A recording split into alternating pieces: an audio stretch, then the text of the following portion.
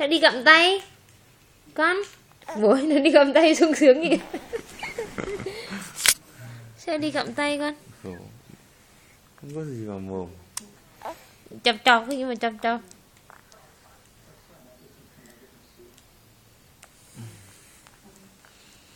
Run nhìn dài người nhỉ.